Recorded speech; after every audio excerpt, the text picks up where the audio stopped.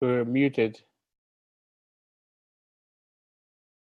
Ah, you obviously have access now. I see that you recorded, so that's great.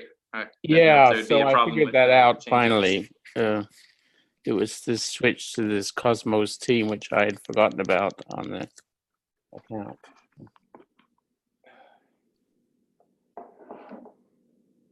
This is an amazing chapter. Yeah, finally, you're talking about Gregory's. Yes. Gregory Bateson, right? Yeah, that's the first piece that really tied in exactly what's going on. Plus, I started reading, is it Navin or Navin? Yeah. I read the first 100 pages of that, so I see his expertise was more in the anthropological field. So when at that time. Yeah, at that time. So I came at this as not knowing exactly who he was. He seemed to be a jack of all trades or of all ecosystems. So yeah, pieced it all together in this Bali piece. Yeah, he does it so nicely. Just the flow of how he came about it is very interesting. And I'll get into it, but it is phenomenally true what he wrote about Bali. It's as true today as it was then. And of course, then you Bali was a remote Bali, right? corner of the world that nobody went to. But now it's a massive tourist attraction, partly because things are so unusual there, you know? Right. And you stated at the end of our call that you have actually traveled there, correct? Yes, and my experience was profound, although not in ways I expected. Mm-hmm. And I hadn't read this piece since I've been there. So I remember this piece as being profound, but I hadn't gone back to read Bateson. And I have to say, it helped me make so much sense out of what happened just reading this piece. Yeah, I'd like to see how so you're still familiar, is it fresh enough in your mind what was said in the piece? You said you hadn't read it for many years. I didn't know if you brushed up on it now. Yeah, well, I reread it now, and I've made extensive and copious notes about how it relates to my personal experience in Bali. So I will talk about some of those things because they are quite remarkable. Well, great. Yeah, I well, you know how I typically work. I'm horrible at a direct summary, so I found a roundabout. I like the way you do things, so you know. But I posted a metalogue, which I called "Why Do We Make Rules Only to Break Them?" Okay. So I've got Lucy. I initially reached out to Johnny because he's got the actor voice background, but he suggested that Lucy does the mother, which is Nora Bateson, and I'll play the role of the son. So okay, so you actually enacted it, so. Oh, we haven't had a rehearsal, so it'll be a bit choppy, I believe. Okay. But it'll be fun. So there's an attempt to summarize our readings in between the lines there. So.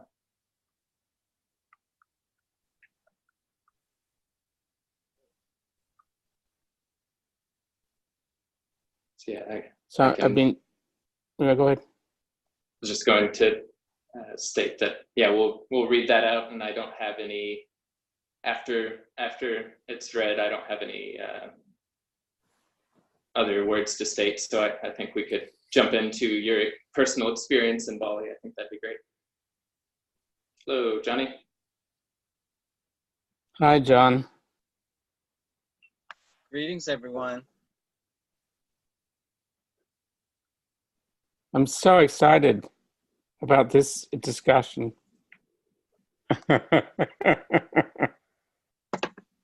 Yeah, me too.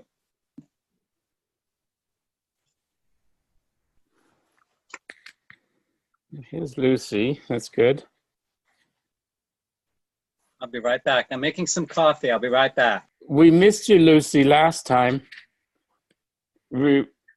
Sorry, you're muted. You need to unmute yourself. Hi, yeah, I'm sorry I missed it. I have just watched the video back. It looked like a good conversation. So It was really good. Yeah. no, it was good.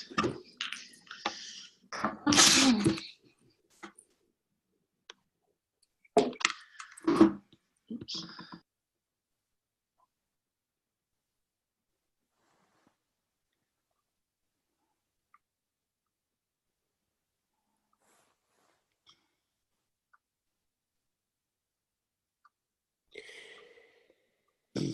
So I'm frantically going through because I had made copious notes, but I hadn't copied them over into a separate place. So I've frantically been going through trying to organize my notes before the session starts. So take your time. Have you heard from either Ryan or Adam? No. Or,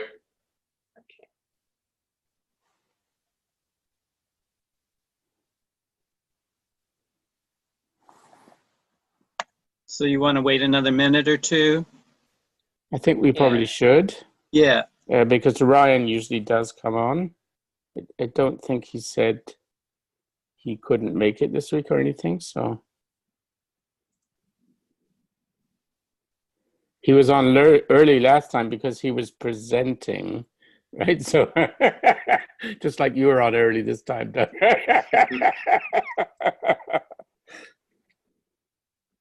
Although I guess that's orgasmic to follow Bateson's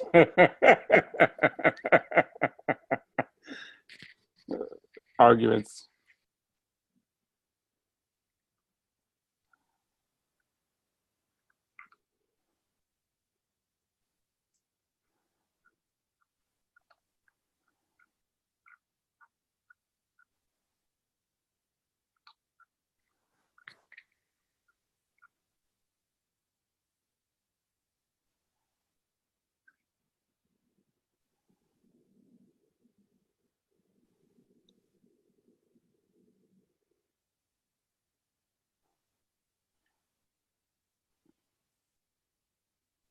Actually, although I did mention, Doug,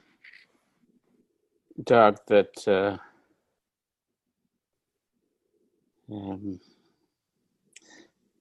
that I hadn't gone back to Bateson since I'd been to Bali, but I did write a book about the Bali experience. I mean, a novel. One of my science fiction novels is grounded in the Balinese experience. So it wasn't that I didn't reflect on the Balinese experience in a number of ways, but so the Bateson reading is phenomenal for understanding what went on in Bali, because it was such an unusual experience. Do you know Clifford Geertz, or is it Gertz, anthropologist? I think he wrote on Bali as well, didn't he? Yeah, maybe. I think a lot of people have written on Bali since Bateson did. I'm sure it's changed a lot, though, since then, hasn't it? It has, but somehow the dynamics that he's talking about is still very, very present in the Balinese, in the indigenous Balinese culture. Even in the city, it's in washed out forms, but it's there, and it's part of what makes the encounter, it's part of why tourists are so attracted to go to Bali, because it's such an unusual encounter, you know? The ethos that Bateson is talking about is present all around you. Right. No, it must be amazing. I know it's fascinating, because when you go to another place and they speak a different language, it scared the hell out of me the first time I went to France, because I heard terrible stories about the French. And when I got there, the first day, I was in Paris. You know those outdoor toilets they have, and you need a coin to get in them? Yeah, they don't have very many of them anymore, but they used to. But I saw one, and I was looking through my coins, and I was like, "Oh no, I don't know how to do this." And a car drove up, stopped, and a lady got out, and she looked in my hand at the coins, and she picked up the coin. She said, "This one." Oh, thank you. Merci, madame. And I thought, why do the French have such a bad reputation? Because here is a perfect stranger going out of her way to be courteous to a visitor. So I think that's a lot of fun when that happens. When your expectations, your fearful expectations are reversed. So I had a great time. Yeah, although Lucy, you're from the UK, and it seems to me, and I don't know whether I guess it's not very much like that anymore, but in the old days, you used to have to dig around in your pocket to find a penny to get into the public loo, right? Yeah, in my lifetime, but yeah. I guess I don't know what it's like in the States, but in Europe certainly there's still this culture of having to pay an attendant usually. Yeah. With amount of money, like tipping, I guess. So it used to be that case even at Charles de Gaulle Airport. It's changed now, but in the old days, you had to pay, and it was usually a woman attendant sitting in the men's washroom, expecting, or just outside, expecting to be paid. So it was weird.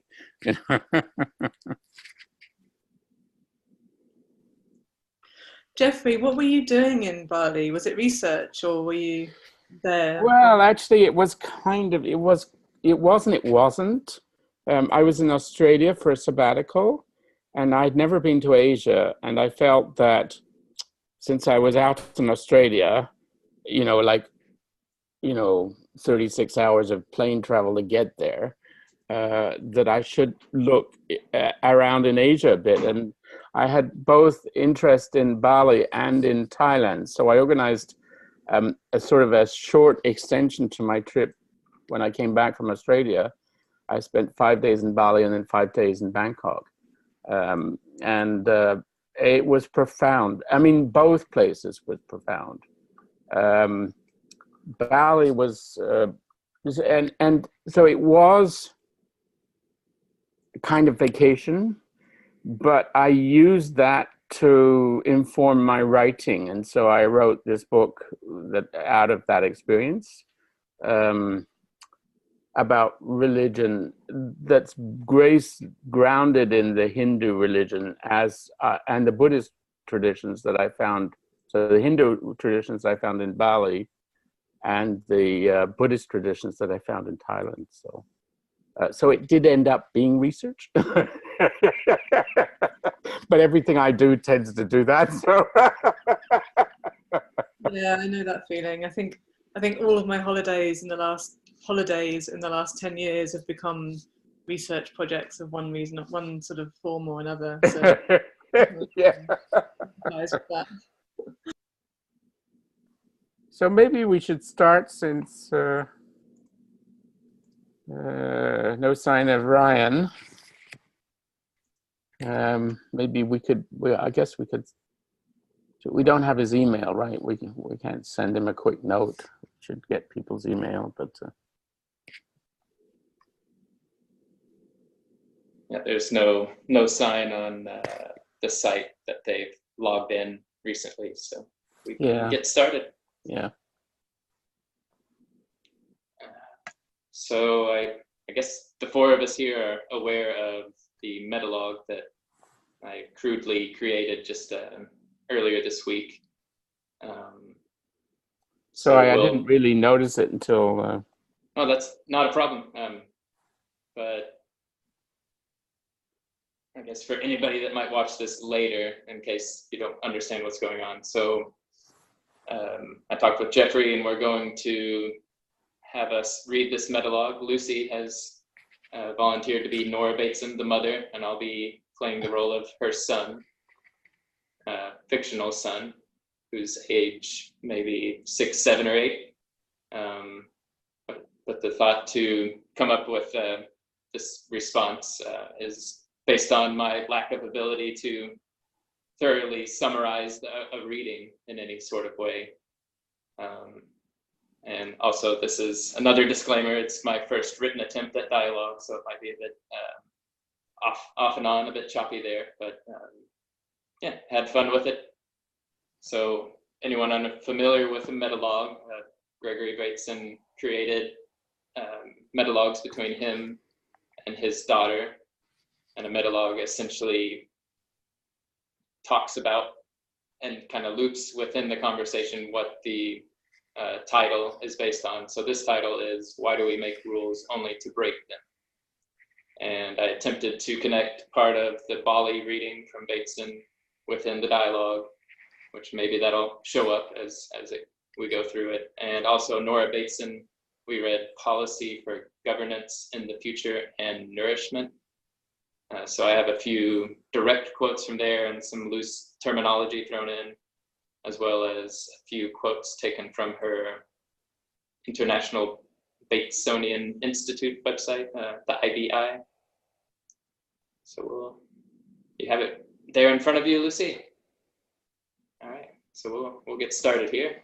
Yeah, So yeah, I do. Are we going to read all the way through, or we're going to read a section at a time? We can read all the way through. I realize that your role has quite a bit more lines, so if you get a bit tired halfway through, then. Can I make a suggestion? I think in the text there's a little break. I think that indicates maybe a pause. Is that correct? Is that what you wanted? Right. Okay. As a director here, I think you're both well cast, and I know you're going to do a great job. So go for it. Yeah, I originally cast Johnny for the role, but he was asking too high of a price, so we'll go with the two of us here. So it's called Why Do We Make Rules Only to Break Them? A metalogue a la Gregory Bateson. So I'm playing the sun. My mouth is full right now. Why do we make rules only to break them? You know the rule. Don't speak with your mouth full. Sorry. Why do we make rules, Mommy, only to break them?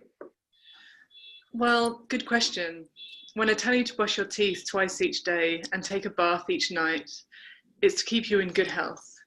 The rules are preventative care. When I tell you to go to bed before 8 each night, this is to keep you within your natural rhythms, our natural rules, if you want to call it that. You will wake well rested and have a better day. But we break the rules sometimes. Yeah, we do. Sometimes we stay up later on movie nights, on evenings, or evenings when we go to a party. The chances to spend time together. But we broke our rule of sleeping before 8. Won't I wake up without enough rest? Won't I have a bad day? No, not necessarily. You may feel a bit tired, but your systems have a way of working around such issues. Working with the troublesome effects we place upon our body. So can I stay up late tonight? No, it's a school night. Break. So shall I continue? Go for it. Yeah. What sparked this question anyhow? Well, we ate with our hands at the Filipino party yesterday with our friends. I thought it was fun. Yeah, I love that. The question between the food and our bodies, it's so liminal. Hands actually touching and sensing what's being placed into the mouth. Yeah, but why is it okay to use our hands there and not our house? You see, again, we set our rules, then we just go and break them. Yeah, I see. We never really set the rule though, it just happens. Yeah, but you taught us to use a fork and spoon. Why not teach us to use our hands since you like it so much? We're born into a set of rules, so we happen to use a utensil set instead of just our hands. Well, so why don't we just all come up with one set of rules and stick with that? It seems like it would make things easier and more simple to manage, Mommy. I suppose we could just ask everyone to eat with their hands. Let's do it. I'll ask the president tomorrow to change the rules. Ooh, can you really do that? You do know a lot of important people. That sounds great. Wait a minute. You're just yanking my chain, aren't you? Come on, Mommy, talk to me. Please. Come on, I'm all worked up. I see. You want me to figure this out. I guess there are no universal rules, right? Coming up with a set of universal rules for something would surely stir up even more complexity. Remember what Grandpappy Gregory rattled on about in those videos you watched of him? His stories from Bali? how his general rules for understanding a given society did not apply to the Balinese. He didn't really call it a rule. He used the term tool, which is essentially the same idea. He tried to apply the Atmal tool of analysis of their culture onto any culture. It worked for some Western mappings of cultural schismogenesis and ethos, but he felt at some inarticulate level that the tool was unsuitable for the Balinese. It was not a faulty rule or tool, it just did not apply to the Balinese culture. So useless tools are just that, useless, and thus new tools and rules need to be made. The same can be said about von Neumannian systems that assume finite solutions within a finite world. Infinite world? I'm not sure. Once we check into the infinite world of individuals, societies, ideas, finite solutions are not final. It's very important to permit certain variables, rules, or tools to alter, to fluctuate. So I say it is okay to break the rules. Okay, that makes sense, I think. I don't remember all that, but I do remember that he liked the word schizophrenicis. No, schismogenesis. Grandpère Gregory said that the schismogenic sequences were just not found in Bali. New words, new rules. I wish we could go back to when the world was steady. Oh, speaking of new words, have I told you about symathesy? And cut. Why do we have a speeding limit that everyone breaks, even the ones that are to patrol the speed of vehicles? Yes, it seems that laws are made to be broken. But why would the rule makers break their own rules? It takes a tacit knowledge.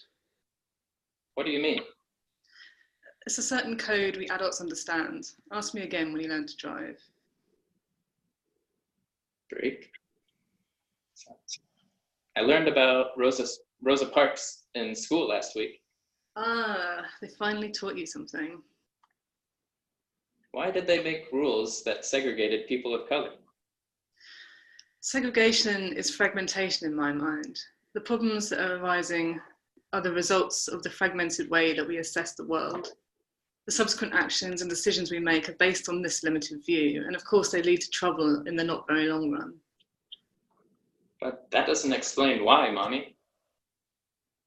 Some rule makers are not only fragmented and limited, unable to approach our complex world in a sensitive manner, but they are self-seeking, exploitative, and very harmful to others. Another definition of rule is dominance over or reign, like a king or a queen. So why did they get to make the rules? Why do politicians get to wave their arms all around, you mean? What does that mean? Never mind. Let's just say that it would be a blessing for our politicians and policymakers to take into account the immune systems of others. The rules of engagement need to expand the understanding within and between institutions so that they consider the larger ecologies that they exist within. Okay, Mommy, I think I understand. Is this why you are always talking with people and always flying away to other places? Yes, at the IBI, I like to call it transcontextual research. I am interested in a kind of mutually alert care and attention to the well-being of all people and ecological systems. This kind of leadership cannot be found in individuals, rather it is found between them. It cannot be found in organizations, nations, religions, or institutions, rather it's found between them. So is that what you call liminal leadership? Great, yes, you remembered one of my words. So what is an ecology? Well, look at your plate. I see a plate and some vegetables and a sandwich. I see an ecology of food. Food is agriculture, economy, culture and conversation, ancestral recipes, weavers of tablecloths, traditions of seasons, the perfect onion, a child's berry-stained chin. Food is poetry, medicine, friendship, time, poison, economy. I don't really understand. It looks like broccoli and carrots and an eggplant sandwich to me. Food is about relationships. These relationships are formed between generations that plant together, between man and nature, between the family members who eat together. It is in the conversation, in the heritage of the basket weaver who makes the baskets that are used to take food to neighbouring villages for market. It is in the relationship between towns economically. Seeds used in ceremony represent long-term linkages between people and nature, cycles and attitudes towards the future. Mm-hmm. Okay, Mommy. Can we have dessert now? Time for dessert, frozen grapes. Why can't we have chocolate like everyone else? Well, we couldn't find any organic free trade chocolate, so we go without. I sure would like a chocolate gelato from Rome right now. All right, fine. Pass the grapes, Mommy. Say please. Please pass the grapes, Mommy dear. Thank you. When can I drink wine? They let kids drink wine in other countries. Can't we break that rule? Well, you know what I say about grapes.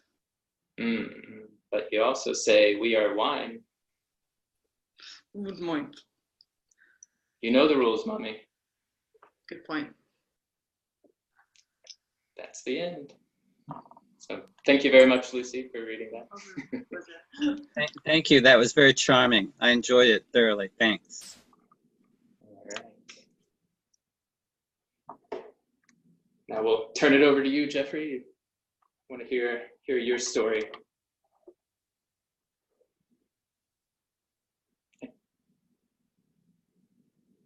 Oh, hang on. There we go. That was wonderful. I think Nora Bateson should be proud of you.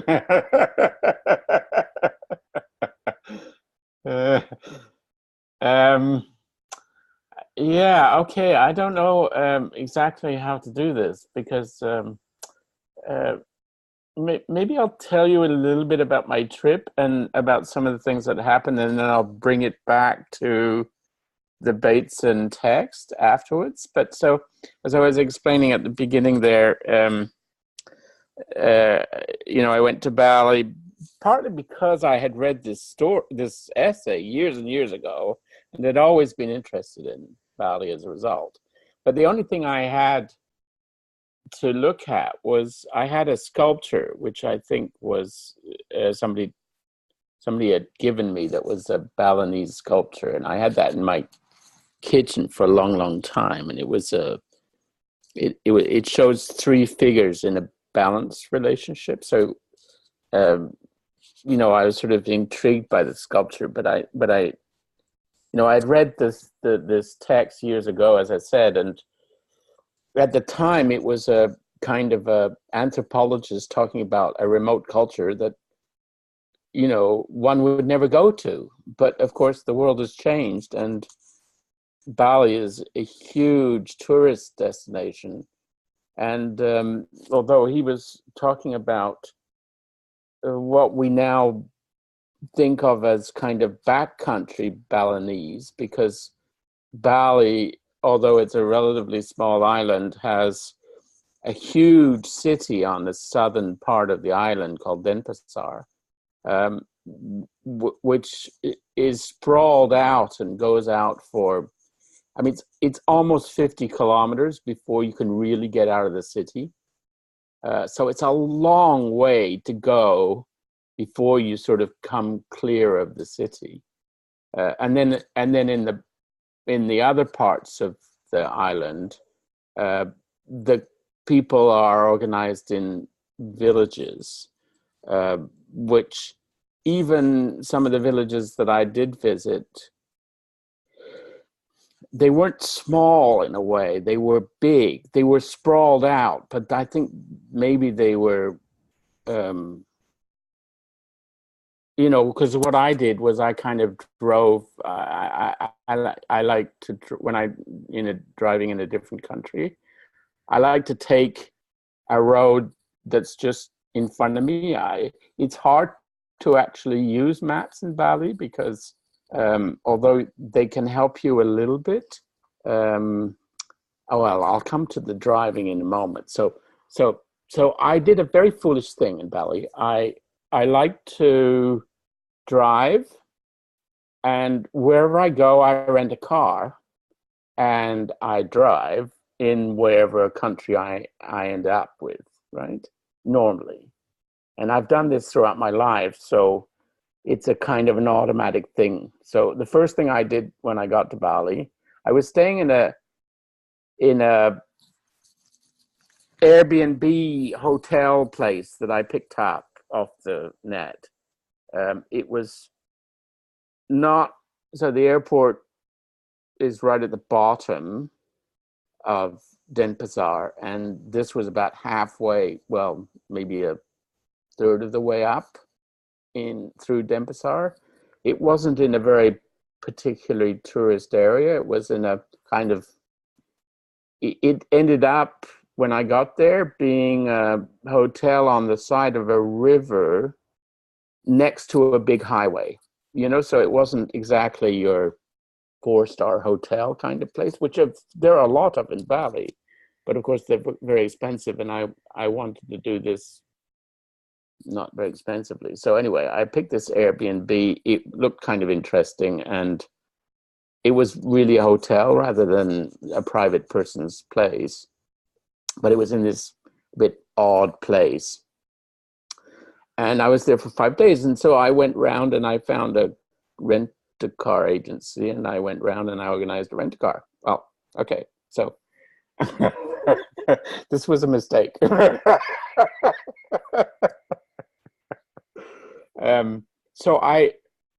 Because first of all, one of the things that's characteristic about Denpasar is there are literally, if you're standing in any street, at any intersection, at any traffic light, there are literally about 500 motorcycles around you, everywhere.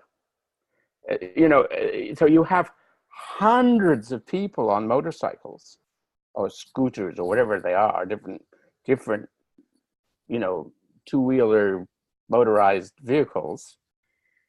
You have them all around you, on the sides of you and in front of you. So you can't drive a meter in Bali without needing to pay attention to the motorcycles.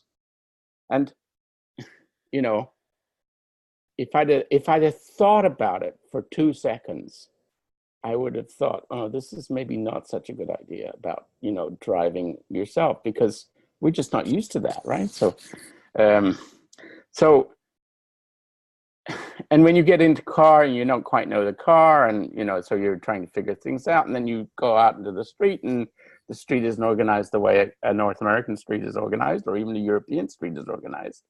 So the streets are narrow, they're windy, and they have boutiques and houses, and usually you're driving on streets with thousands of people on the pavement as well, even on the big roads. Well, not on the big roads, you don't have thousands of people, but on the smaller roads you often do.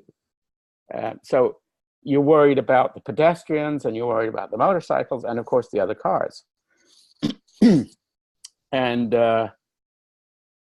getting from the rent-a-car to the hotel was a major issue, because you was trying to use a map, but couldn't pay attention to the map because I needed to pay attention to all the motorcycles.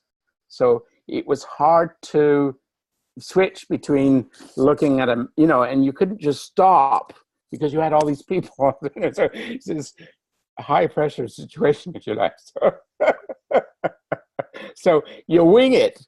You know, you say, okay, I need to go in that rough direction. And of course, the roads don't go that way. You head off in that way, and then the road veers around in the other direction. So it doesn't work. You can't do it that way. And eventually I had to do this huge loop to get back to where the hotel was. And as I say, the streets were narrow, and you're worried about the motorcycles. So I think within half an hour of renting the car, I had managed to scrape the car against another vehicle, which was a truck, because I hadn't turned wide enough around the truck. That was another reason, another problem I had with the rent-a-car, because the car rental agency, a bit like here, when you go to rent a car, they give you a bigger vehicle and they want to charge you for the bigger, you go and you've ordered a vehicle. And then when you get to the rent-a-car, they say, oh, well, would you like this vehicle, which is, of course, more expensive. And if you say yes, they charge you for the extra cost of the vehicle. So you always say no. And then what they often do when you say no is they give you the larger vehicle anyway, because that actually is the only vehicle that they have available. But they're forced to charge you to the lower rate, even for the large vehicle. So it's a kind of a common thing that when you rent cars a lot. So they offered me this larger vehicle, and I said, no, I don't want the larger vehicle. And then they said, well, that's the only one we've got. Anyway, I took this vehicle, but it was too wide. It was like a regular car, but it was a little bit wider than a regular car, which meant that my ability to judge distances was wrong. So I would swing to go around a vehicle, and I wouldn't swing far enough, especially under these pressures. And so I managed to catch the corner of a truck, and I managed to get a huge dent screeched down the side of the car. This is a red car. I'm thinking, oh my God. I got out, I look around, nobody in sight, nothing. What do I do? The vehicle, the truck wasn't damaged at all. It was me who was damaged. So, okay. So I drove on. And I should have thought to take the car back by then. But I was still thinking, oh, I really want to do this. So the next bit down the road, same road, I think, but it then got very dense and very full of people. And I was driving very slowly. So I managed to sideswipe another vehicle sitting on the side, and I tore its side mirror off.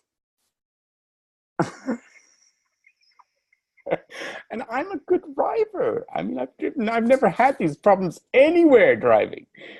And so I'm thinking, what the fuck? So obviously I pull over to the side of the road. The people come out and they're looking at the damage that I've done. This guy comes out, and we have a discussion about what to do about this. And they say, oh, no problem, no problem. You're going, yeah, that's a problem. I said, do we call the police? No police. And there's two guys, they have a discussion between them, and then they turn to me and they say, $100 US to pay for it. I mean, it's peanuts for, it would cost 5 times that to fix it or more here in North America. So obviously it probably didn't cost that much to fix there, but anyway, so didn't have the money on. I had to go to a bank teller machine, so they had to direct me to a teller machine and get the money out and pay them money. Everything's fine. Everybody's smiling. I mean, can you imagine doing that in North America? Just wiping somebody's side mirror off and having everybody come out and smile? I mean, it just doesn't happen like that here at all. So, or in the UK or in Europe or anything, it's just totally wacko as an experience, right? So anyway, so I drive off from this thing and I finally get back to the hotel without any more incidences. And there's a guy in the hotel that I was being, so I got to the hotel very late at night. It was past 11, 11:30, 12, midnight when I got there. And I was worried because, you get to a hotel very late, and especially small hotels, sometimes they don't have anybody at reception. So getting into a room can be difficult. So I was worried about all this. But there was a guy there when I got there. His name was Kendra or something like that, I think. Anyway, and he was very nice and showed me the room. And when I got up in the morning, this was before I went and did the car rental business. The first thing I got out when I looked down from my room, from the balcony down to what was going on, was a courtyard. There was a courtyard, and he was kind of sweeping and tidying the courtyard. But in the middle of the courtyard was like a altar, a Hindu statue, right? Which is a kind of sacred altar. And he was placing these offerings. He was, as well as sweeping, he was stopping to place these offerings in different parts of the court. And then he did a little veneration in front of this altar, right? So this is, again, not a typical thing that you stand up in a hotel and you see going on around you, right? This is the guy who works there. So these offerings, so they're called Kanang Sari. Everywhere you go, so this is a city, it's a sprawling city. Everywhere you go in the street, you're walking across these Kanang Sari. There are billions of them lying in the street, okay? And what they are is, you look it up online, but they're a little basket made out of reeds or plant material or something like that. They're about this big, about 4 inches, 10 centimeters by 10 centimeters, like that, with a little wall on the side. And inside them are a series of flowers and plants, and in an arrangement with a bit of usually orange flowers, and they're very pretty, and then some leaves and things as well, and little branches, and they're organized in a particular way. But obviously everyone is different. And these you walk across all the time in the city. So, and billions of them, okay? So, and the thing is that by the end of the day, they're faded because they fade and wilt quickly. So these things are remade afresh every morning. So, you're walking across these things and you're thinking, somebody has to make these things. And somebody has to make them. They take time to, they are minute, they're carefully made. They're not randomly made. There's an art to it. So somebody has to sit down and make these, and then they have to walk around and place them every day. They do it every day in the city and in the country, obviously, but in the city, even in the city. So that's also amazing. Then you have statues, a lot of statues everywhere you go. There are statues on the side of the road. Many of them in the city look run down or blackened by soot and pollution and these kinds of things. But they're there, and they also have offerings in relation to them. And they're often on bridges. So turns out anywhere there's a passage from one area to another, like a bridge or a gate, there are demons, usually statues of demons, because the demons guard the gates and the passes. And so you have a lot of these different statues and these little offerings that are everywhere. Anyway, I got sort of interested in, and then this guy who was doing the cleanup, and eventually I got to talk to this guy, and we ended up having all sorts of interesting discussions about things. And so I learned a lot about his understanding of Balinese culture. He was Balinese, native Balinese, and he was working, so the owners of a hotel were outsiders. They were Chinese outsiders, and he was the Balinese, indigenous Balinese, working for the hotel. So he was in a dependent relationship with the hotel, right, as an employee, essentially. And that, so I eventually unearthed a little bit more information about that relationship. But one of the things that, so that first night when I arrived really late, I hadn't eaten and I needed to eat. And of course it was past midnight. And so wasn't going to be any normal restaurants open. So I didn't know what to do, but he said, oh, there's a pizza place you can order. And he found the little pamphlet and he made the call because I couldn't speak Balinese. So he made the call to the restaurant to order the pizza. He showed me the list of, pizzas and the prices, which were like $1 per pizza, tiny prices. And he said, I said, would you like some of the pizza? And he said, no. He said, and he looked at the prices and he said, we got into the discussion about the prices. And he says, these things are completely out of my range to buy. We would never buy those things. They are about 100 times too expensive.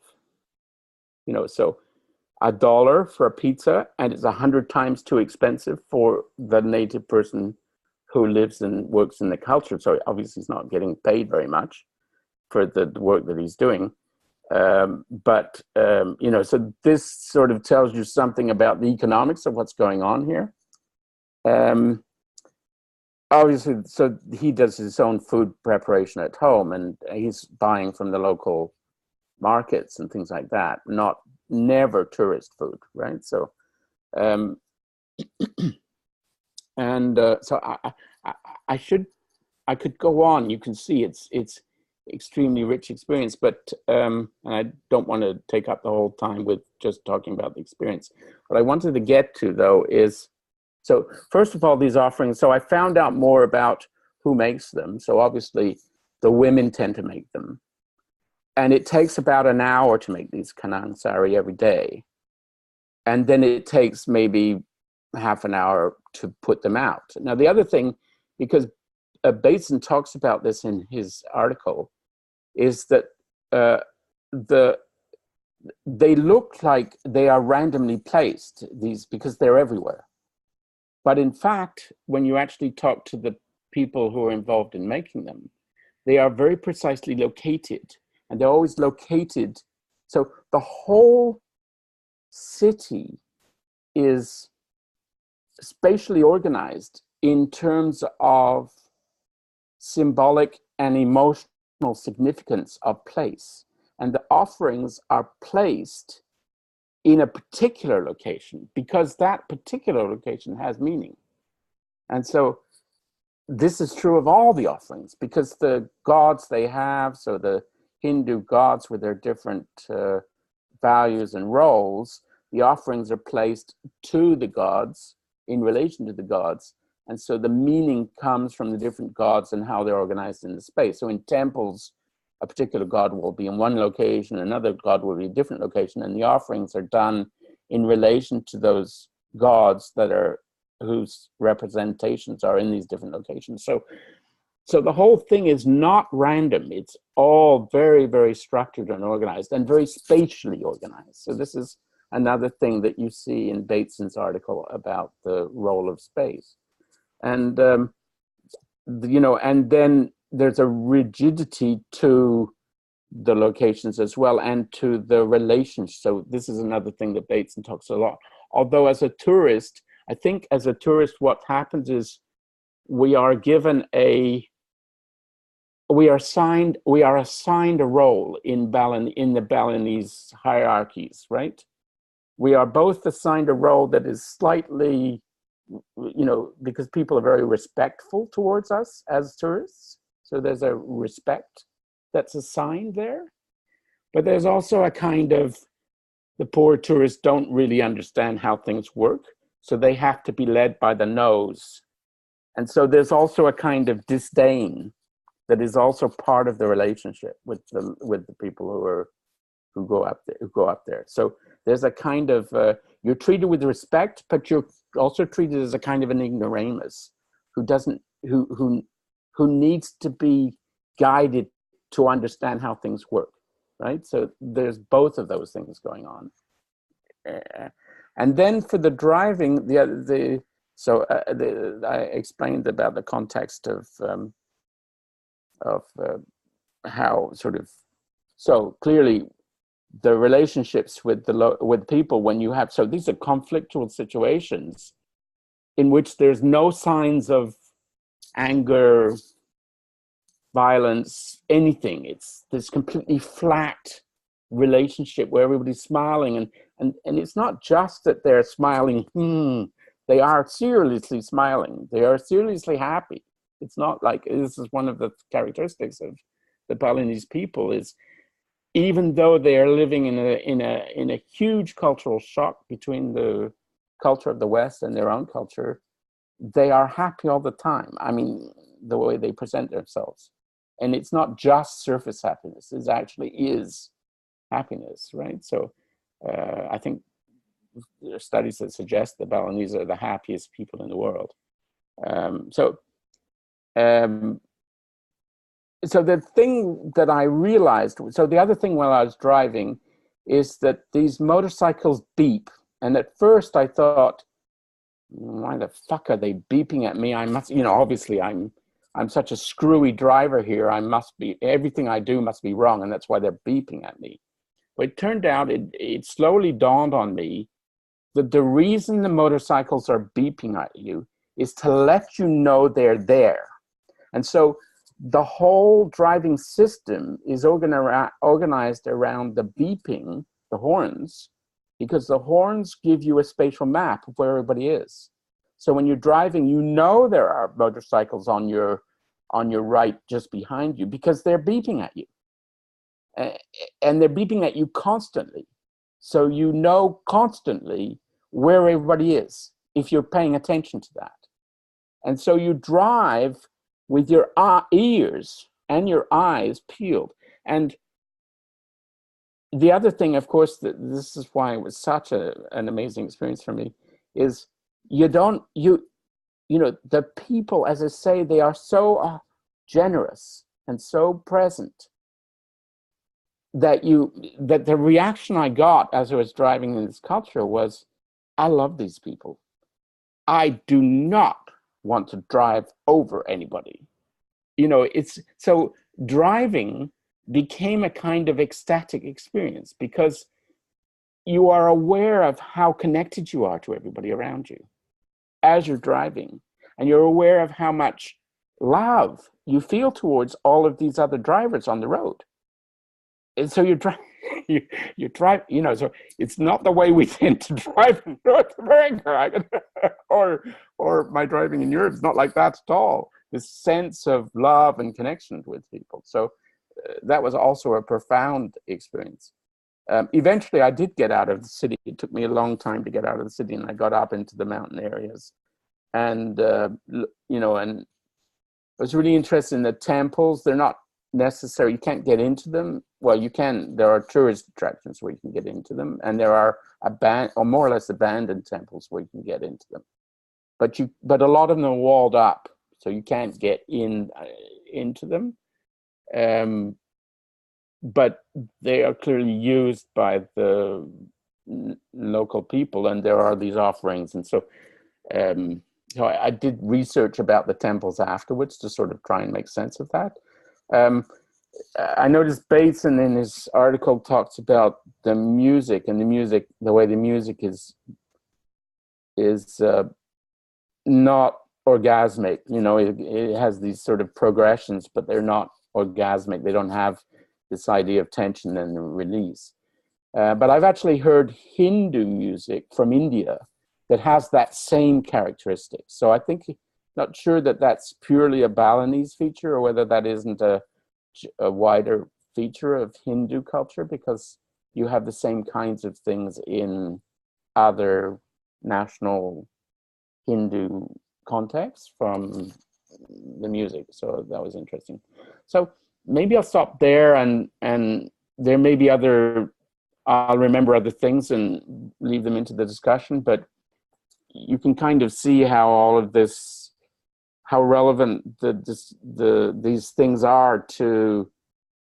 So I think the final thing I wanted to say about this is that, see, part of the reason why the experience was so profoundly disturbing was obviously there are these cultural patterns are very, very different from what we normally are used to. And so that was itself perturbing.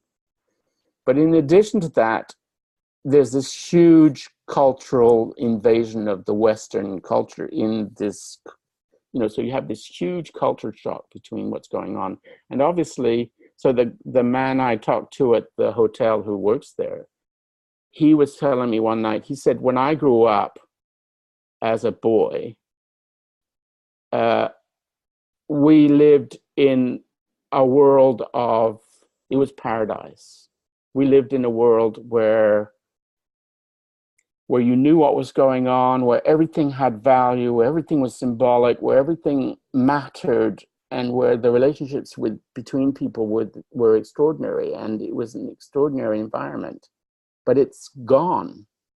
It's almost disappeared from the culture, the ambient culture in Bali. Now, clearly, maybe that depends on where you are, how much it's disappeared. But so so you have this huge economic disparity between the local and the invader, the tourist. I went to Bangkok afterwards, and the economic disparity between the West and Bangkok is less than a factor of 10. But the Thais are masters of their own evolution and destiny and economics. They never gave up control to the outsiders.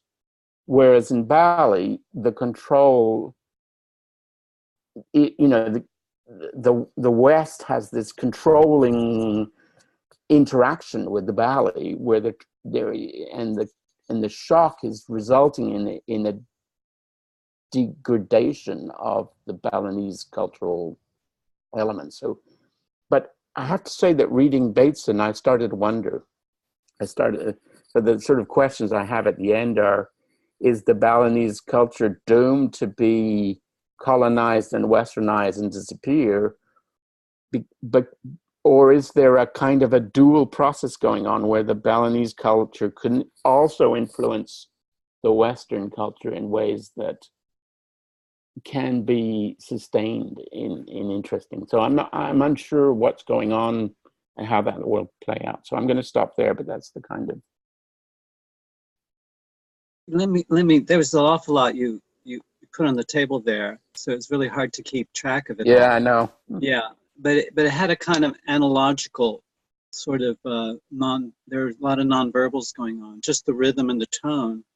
And, I could register the affective zones in your description and your bafflement and confusion at the juxtaposition of these, you didn't have a frame necessarily.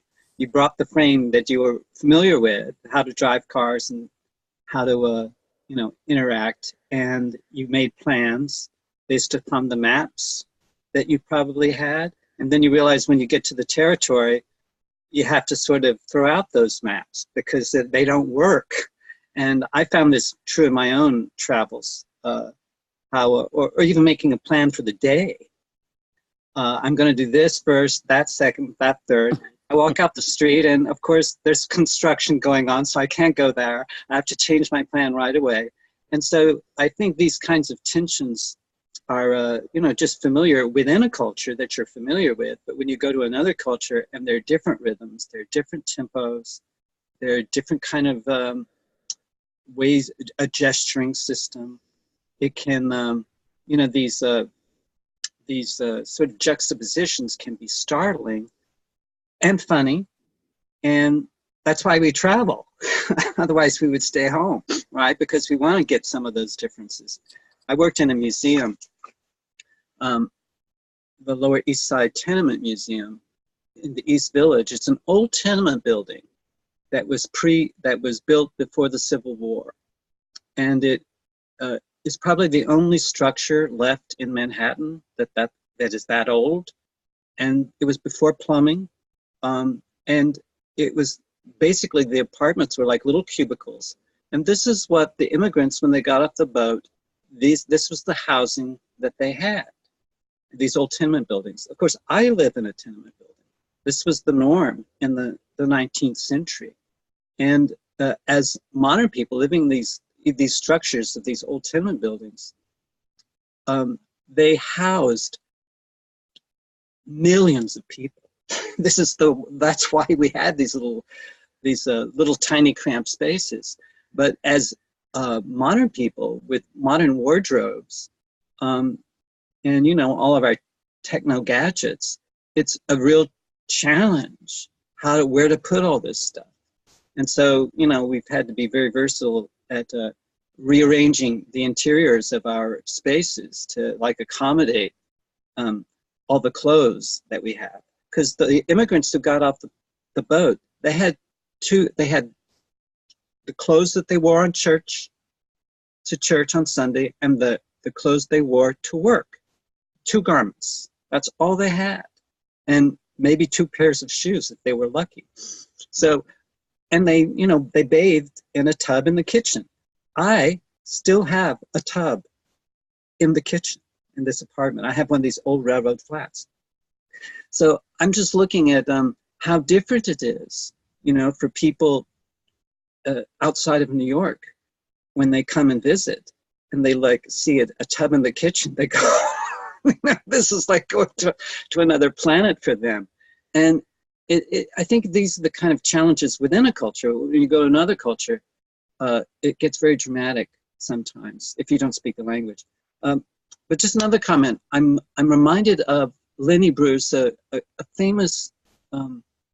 He was a famous comic, stand-up comic, very acerbic, and he was very New York. He came from New York, and he got in trouble with authorities, and I think he got arrested by the CIA or somebody. And his career sort of unraveled very quickly because he was extremely outspoken and very funny. But I remember listening to a British commentator, a British critic, I can't remember his name, but I remember reading this British commentator on Lenny Bruce. And he made this statement about Lenny Bruce and about New York. And he said Lenny Bruce was kind of a typical New Yorker because he merged Jewish, Black, and gay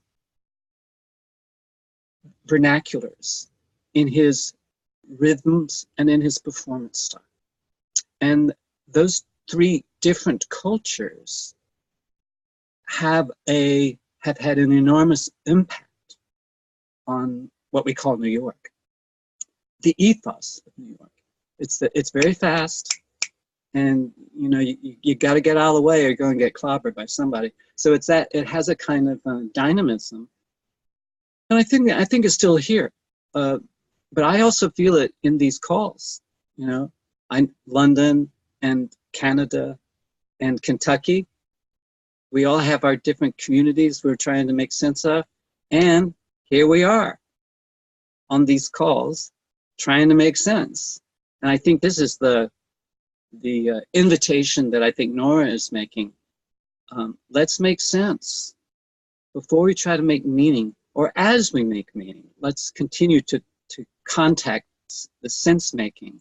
And I believe the sense making is what she's calling the liminal zones. And yeah, I'm very, I realize I'm very much a New Yorker when I go other places, because I'm like, what's wrong with these people? Come on, pick up the pace. I'll see people in a line waiting in a shop, and the person ahead of me can't, the guy behind the counter says, "What would you like, lady?" And she says, "Well, I'm not sure." And I say, "Come on, what's wrong with these people?"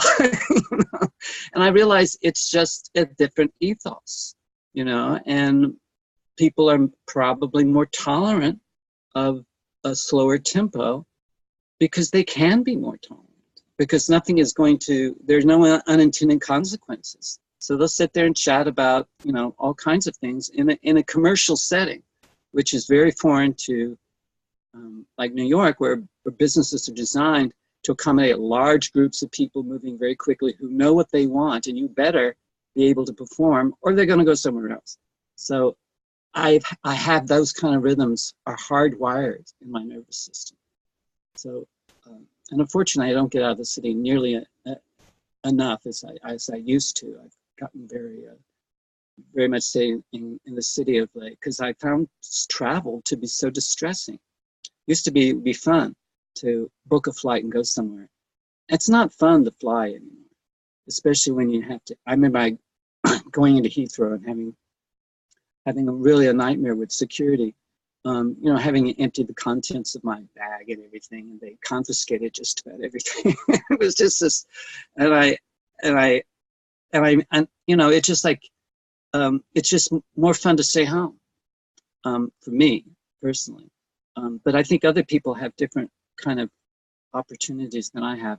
But as I worked in a museum and I saw people coming from around the world to look at this crummy little tenement building. And over again, I heard the same story from people who are traveling. They said, it all looks alike. There's your Starbucks, there's the Barnes and Noble, you know, there's the, and they're looking for something that, and I know when I traveled, I've seen that too. Everyone has their laptop, there's the Starbucks, and you know, it could be London, it could be LA. You know, you're not sure. And I think that's where I find a lot of people are really hungry for history. And so the historical museums still serve a very, very real purpose, because people start to tap into those differences that make a difference. And those are fascinating differences.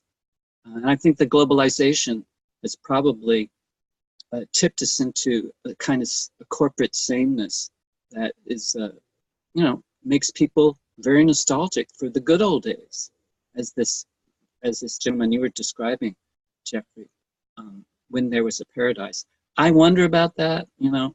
I don't know if the good old days were that good for everybody. Maybe for some people it was, but I can certainly understand that nostalgia, because I feel it too. I feel like, you know, 30 years ago, 40 years ago when I came to New York, things were so much more interesting than they are now. So thank you. Thank you, both, well, everybody.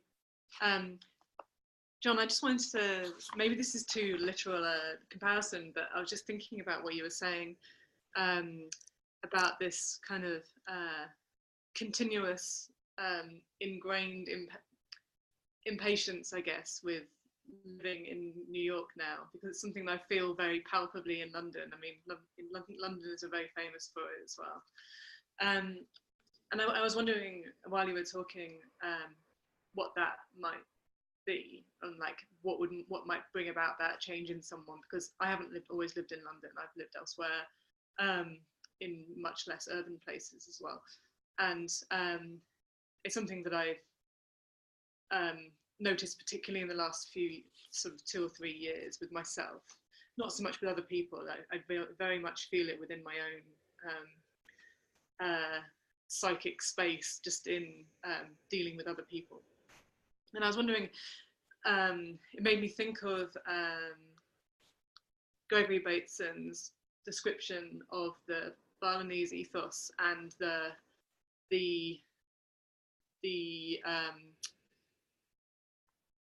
combative nature that is instilled in children, in boys particularly, who are brought up by someone who is other to them, because most of the formative child rearing years are performed, you know, all the care is performed by women. So the idea that this viewing of a baby boy or a small, you know, child, male child, has it instilled in them from very young that they are other to their mother, and they have to kind of build that sense of difference continuously. And I wonder if that's something that is sort of present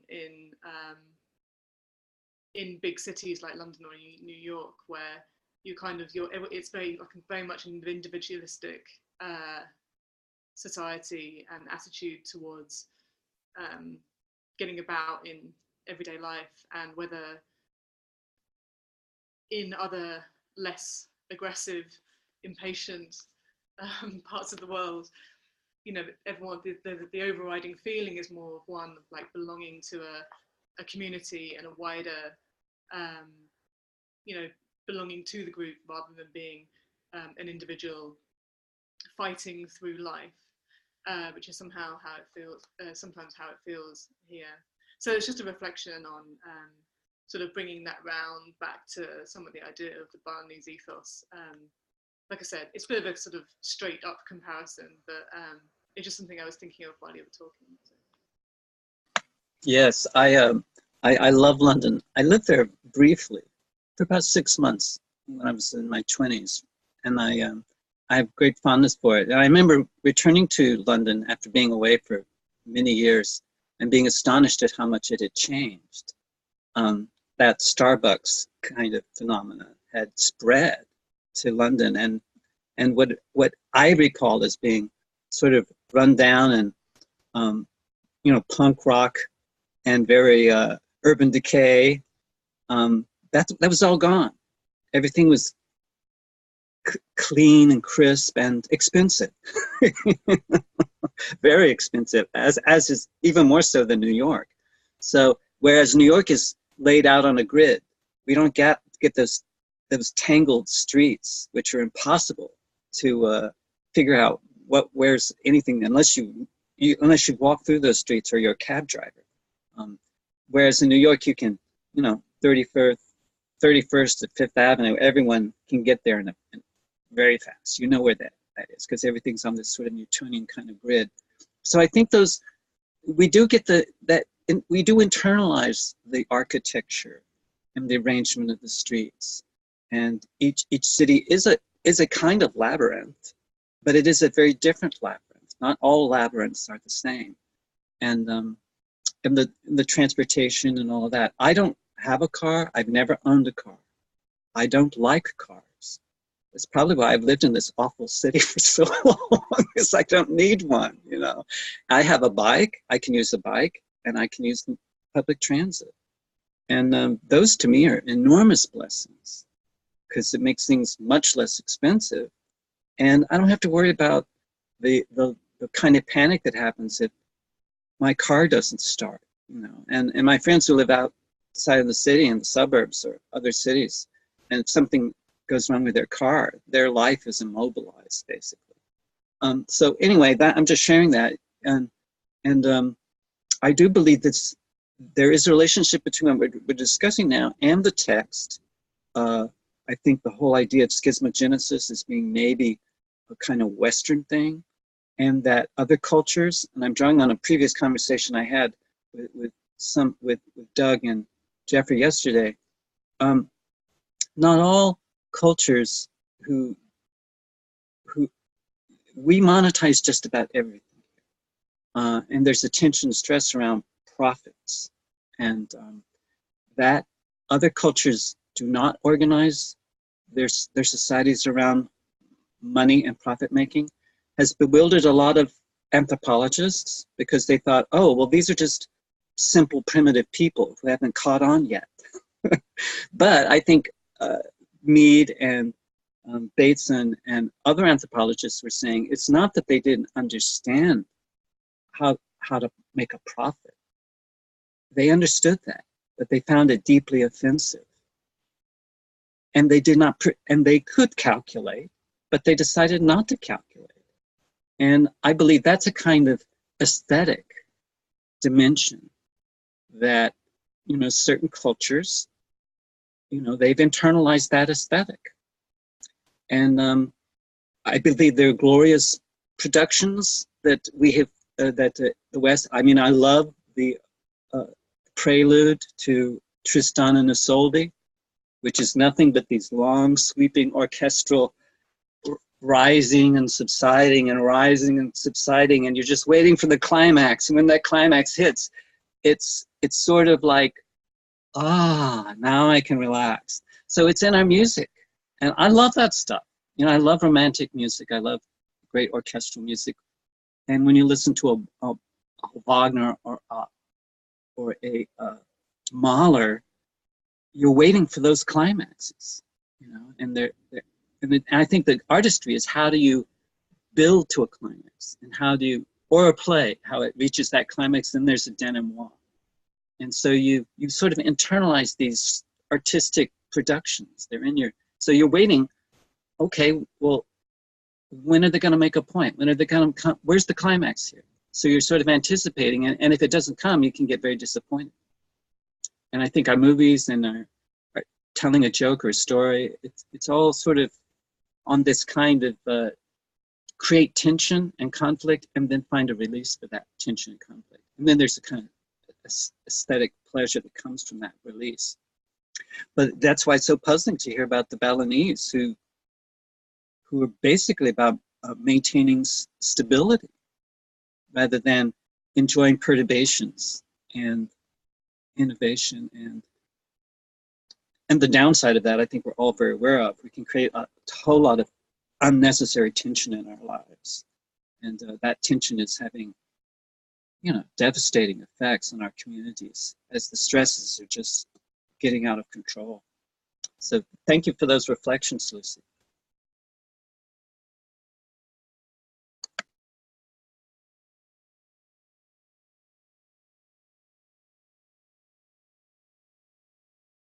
Any sort of response from me right now is going to be all over the map.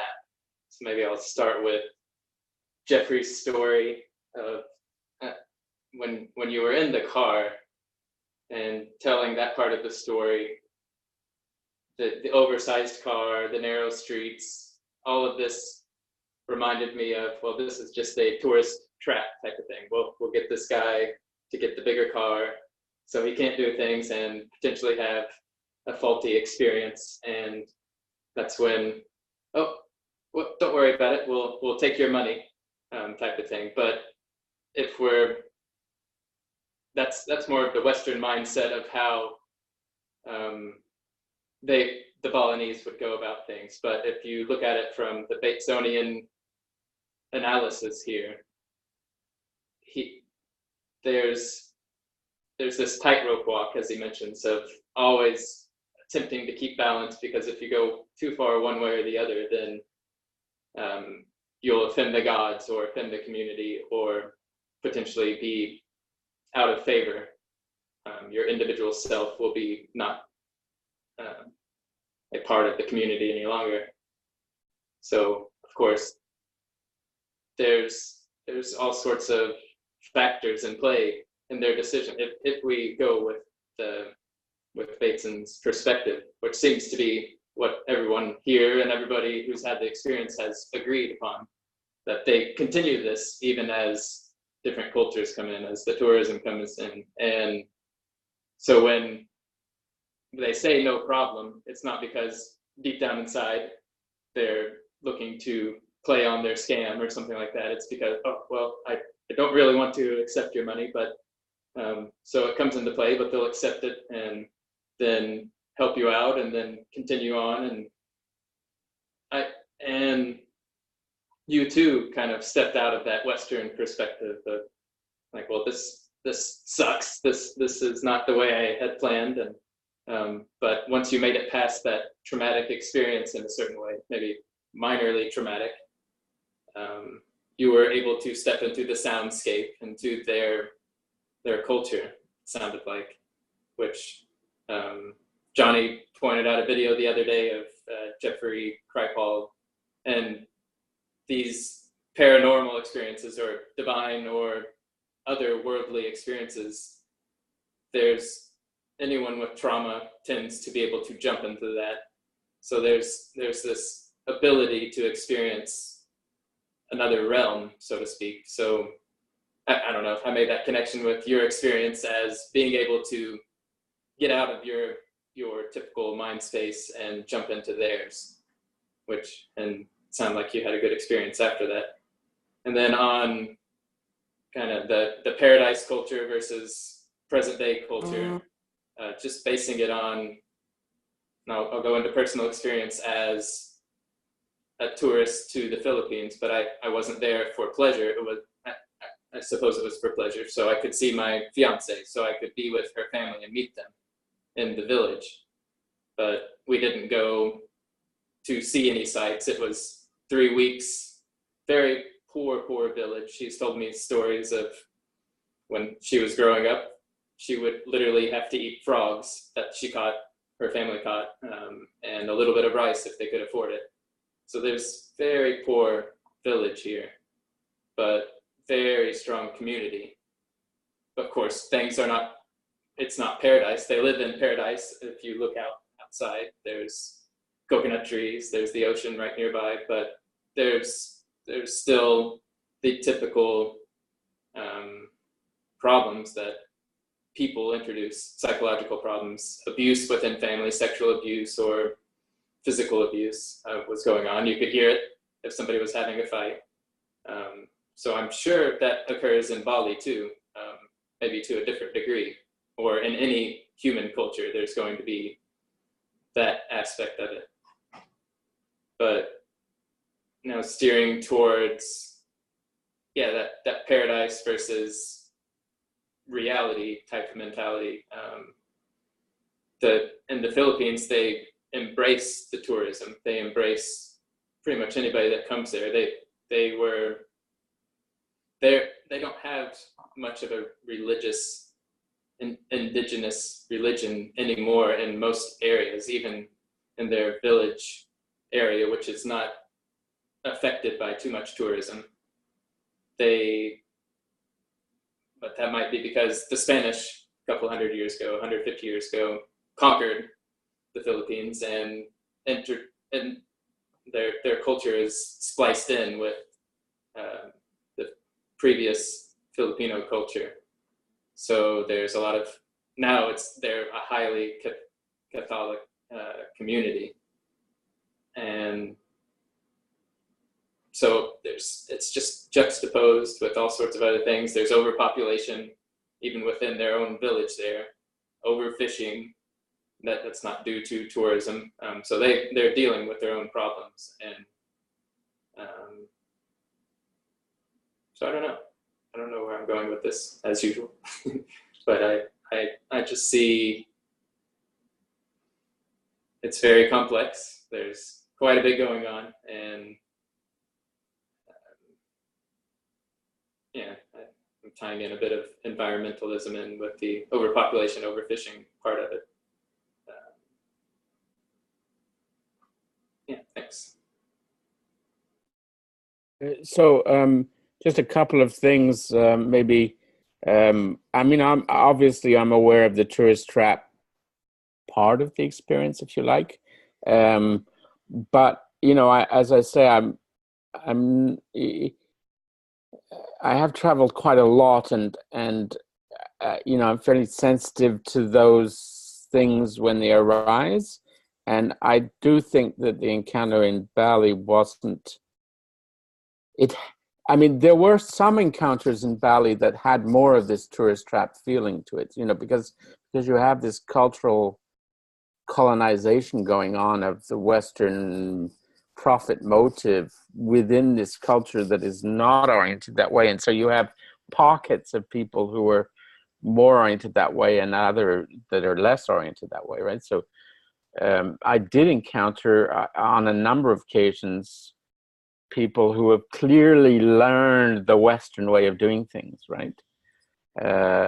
Where the whole idea of a tourist trap was much more obvious, interestingly, with the rental agency, so it was actually at the rental agency where I understood this thing about the spatial importance of the offerings, because there was a kanansari, this little offering, on the ramp leading in where the cars were located, leading up to this rental agency. And I thought, well, why is this kanansari placed there?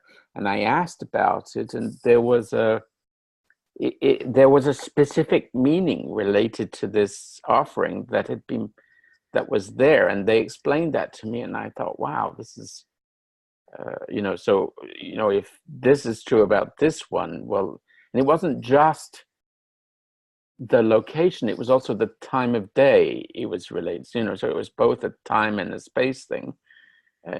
And that's when I sort of started to clue into the fact that these things weren't randomly placed at all, that they had this.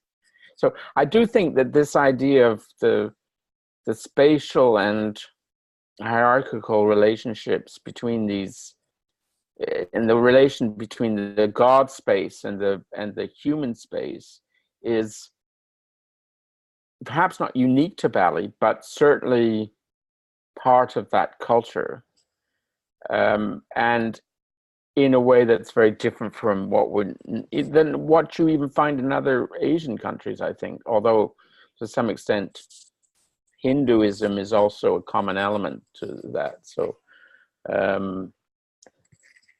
the other thing is so this paradise thing. So obviously it's partly, you could interpret this as a child's, so a man thinking back to his childhood and the sort of sense that as children one has this idea that everything is marvelous anyway, right? So you could have this idea that what he was describing was leaving childhood for adulthood. But I'm sensitive to those kinds of issues from having traveled a lot, and I don't think that's only what was going on here. I think it was, because he wasn't just talking about his childhood experience.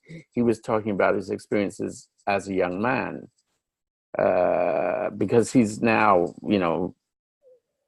50 or more, so he's not a young man, and he was thinking back to his, the kinds of cultural experiences that he had as a young man, not just as a child. So I think it is reflective of a change in the culture that's going on from this confrontation between the West and their culture. Right, and I just want to quickly note the intergenerational aspect as well. So in the 20s, Bateson was doing this, and then with the current culture, they're going to be hearing some people blaring Western music from their cars, or but I mean, he wasn't with iPads. He wasn't against the West. He played in a band, in a metal band. And so it wasn't that he was traditional and right. It's more of a simple to complex. And although I don't think the traditional religion is simple either. I think it's extremely complex. That's partly what Gregory Bateson is trying to say here, that it's just very different in its complexity from... Right. Well, that's his simple frame, even if it's complex. But then there's all these other systems coming into play, so that even complex single system now has the varying other systems coming into play. That's at least what I'm getting at. But and then at the end, it's sort of Bateson is discussing this idea of where did this Balinese society come from? Because he does sort of say that as that maybe humans are naturally, if they're allowed to, if the cultures align with their genetic makeup, he sort of suggests that schismogenesis may be a more straightforward development for human beings, but that the Balinese have done something very specific in order to deculture people from this schizogenesis kind of framework, because the kinds of contexts that he talks about are actually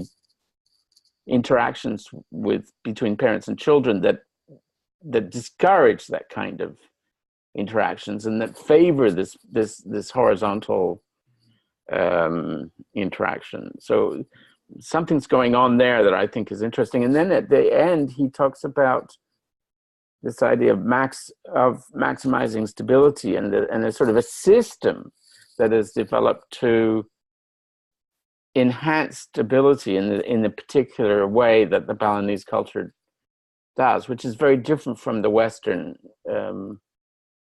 cultures that we live in. But the ones in a sense, the kind of culture that we are struggling to help emerge in the current context is probably a culture that is closer to the Balinese culture. than to the current Western culture. And so in a way, it's, as a kind of prototype for East versus West, or Asian versus European, but the Balinesian is even unusual in the Asian context. So there's something going on there that may be broader and more significant than just the encounter of one culture with a Western influence and the sort of typical context that arise in that context. I think it goes going on. So. Yeah, it goes back to attempting to override our biological modes, as you were talking about, like schismogenic process there. So their culture naturally, or unnaturally in some sense, kind of makes it more horizontal. So I'm imagining the mindfulness movements, or just being aware of whatever is pockets of culture within Western environments to do those overriding of our biological impulses.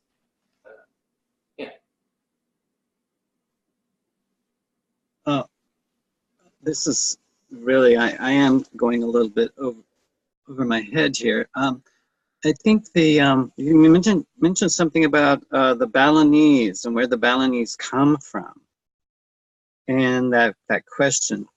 And I was just mentioning this British commentator, a British critic, looking at Lenny Bruce, a comic from New York, and saying how the blending of Black and gay and Jewish culture, that comic was able to give voice to that blending of cultures, and that British critic labeled New York. Only a British critic, I think, critic would have noticed that. I don't think New Yorkers would notice that. So I think there's something about where the Balinese comes from would be perhaps something that would be hard for the Balinese to describe. It is something that I think a sensitive outsider like Mead and Bateson, and they're part of this generation of, doing anthropology was field work. You went out into the field. You weren't sitting at your desk reading about different cultures and creating theories about them. You were actually going out and trying to find ways of getting rapport with these strangers, and then earning their trust, and then they will give you information that if you ask them the right questions, they can give you information about their culture, which they themselves probably have never articulated before. So I think this is where, the stranger within becomes our ally. If we can, as you say, Doug, you say you're hosting the Filipino culture, the Filipino family, and you're creating a new kind of family in Kentucky. And I think these kinds of intergenerational and intercultural exchanges, because people fall in love with people who are not in their primary culture. This is very deep in our human experience. How do we manage and take care of everybody when there's so many different kinds of expectations and stories and liminal zones, and every culture has a different relationship to nature. And I think these are the kind of things that the anthropologists are bringing forward. I was moved by something that Naipaul, V.S. Naipaul, the Indian, he's a writer from India. He has a character, I just remember this vividly, a character from India traveling to Africa for the first time, to South Africa, and he settles there. But he has these reflections on the boat or the plane. I can't remember how he's getting to Africa from India. But he's reflecting upon the Indian explorers who had, gotten in boats and made all kinds of discoveries previous to the European explorers. And he also mentions in this reverie, or this reflection, that he knows that because of British historicism.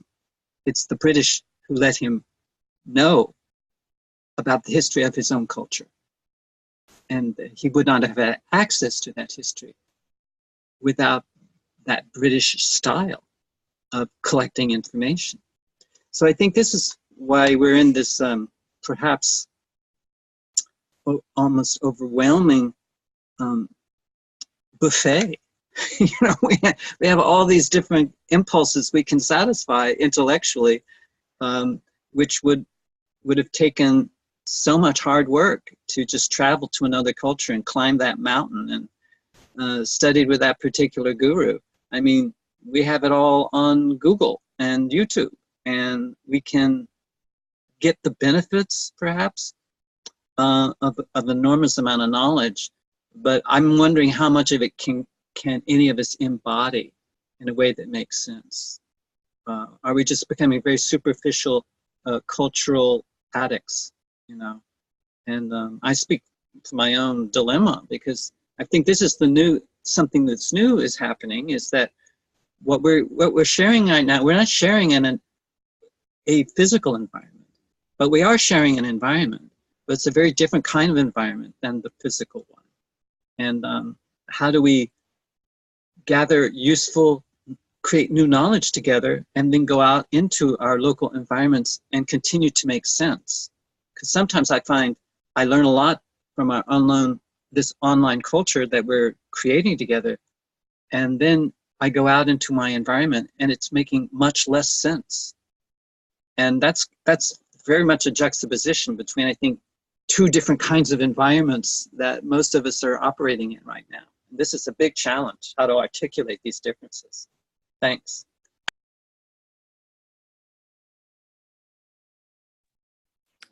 I had a couple of quick comments to make. There's a point where Bateson says, furthermore, we know that the animal does not strive to maximize its supply of these discrepant commodities, but rather is required to maintain the supply of each within tolerable limits. This is a kind of a precursor to his theories about evolution that he'll get into 2 sections further along than where we are now in the book, where he talks about this role of the organisms within limits as part of his theories about evolution. So it's a kind of precursor announcing another interest that he has that will develop. Had another comment about that somewhere, but maybe I'll remember it in a moment.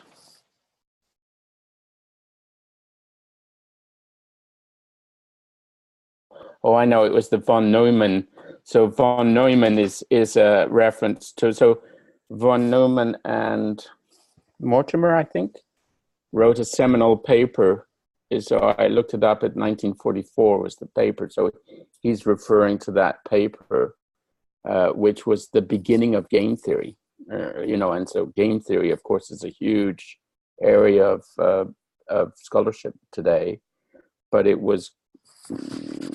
came out of that paper of von Neumann. So he's referring to, and it is the beginning, in a way, it's another beginning of cybernetics, which came in, I think the Macy meeting was in 1949. So this is slightly before the emergence of cybernetics. So we're seeing the beginnings of some of these ideas about cybernetics here as well.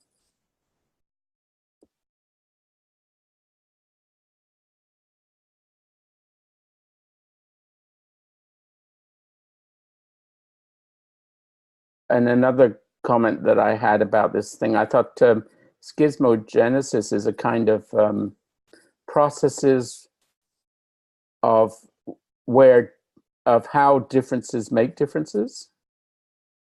You know, clearly the Balinese situation is another kind of process of a difference that makes a difference. And ethos is a kind of system of differences that make differences. So comes back to this idea that he has of, which I think is kind of an elegant way of thinking about these things.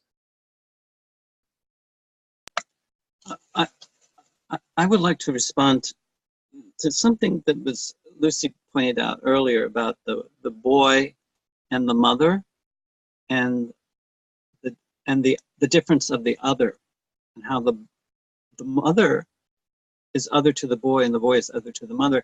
And I don't know exactly about the mother and the daughter, and because they're not all mothers and daughters get along particularly well just because they have the same sex. So I think a lot of that is produced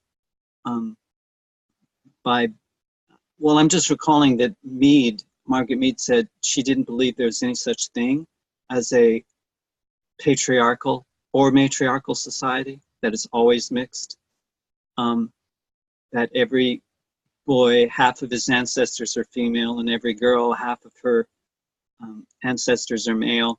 And now, of course, we're dealing with transgendered people, which is a totally new feature of our erotic landscape. And I was stunned by this description of the Balinese character. It says, typically, the mother will start a small flirtation with a child, pulling its penis or otherwise stimulating it to interpersonal activity. This will excite the child, and for a few moments, cumulative interaction will occur. Then, just as the child, approaching some small climax, flings its arms around the mother's neck, her attention wanders. At this point, the child will typically start an alternative cumulative interaction, building up towards temper tantrum.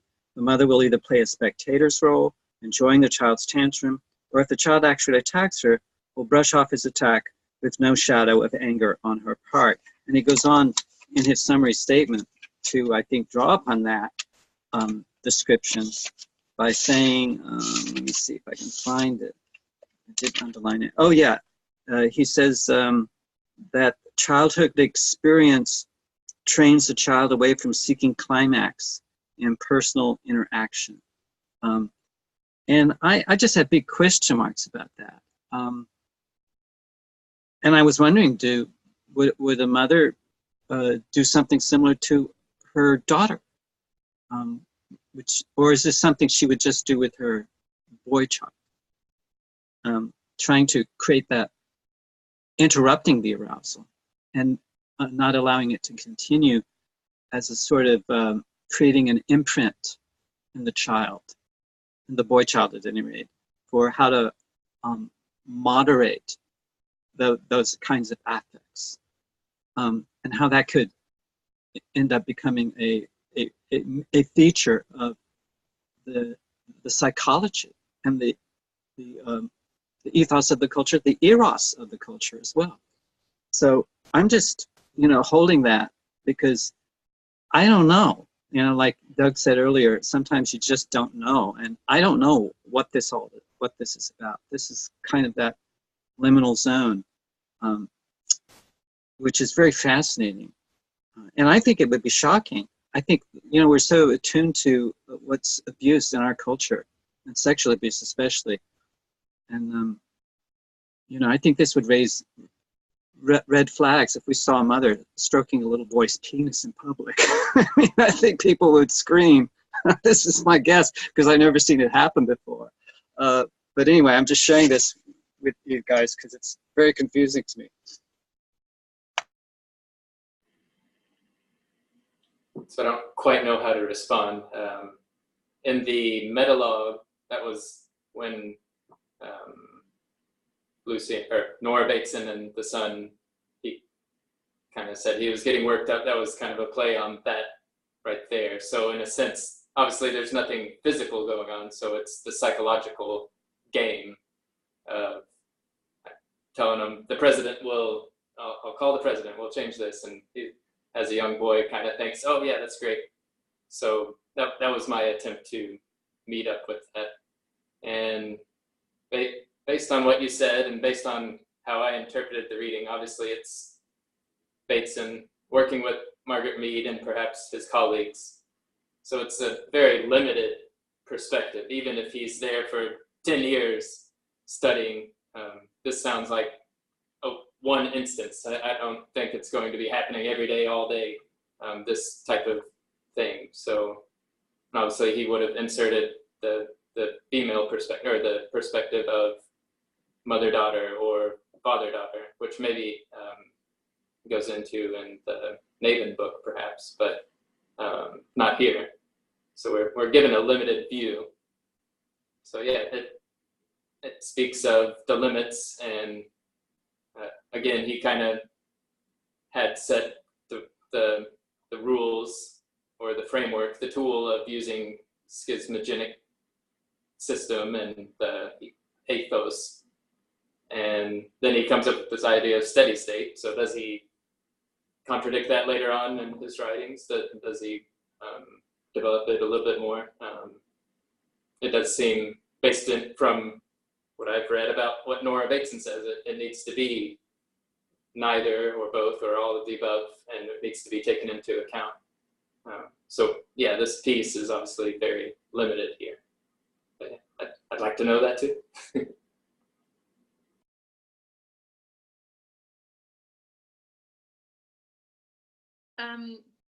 There was something I wanted to say about ecofeminism in relation to what you were talking about, John. I can't quite remember what it was, but I think it was something along the lines of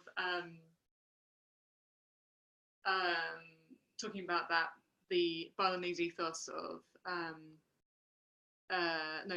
what you were saying about what I started by saying earlier about the combative nature of a little boy and his mother, and I was wondering, I think this is where my thought was going when you were talking about how the relationship between the daughter and the mother, which I think Bateson says is produces this feeling of kind of being with, so being part of the same body or community, or by virtue of being a smaller version of your mother, and because of the fact that, as I said, in most cultures, both in terms of like Balinese cultures and in Euro-American cultures, most of the early years, child rearing is done by the mother. I was going to sort of relate this to something that came up in a talk I was at last night at UCL. They were talking about the idea of its relation to ecology, and Ursula Le Guin and Octavia Butler, and they were just talking about living, sort of understanding your relationship with the world as being living with the world rather than on the world. So rather than being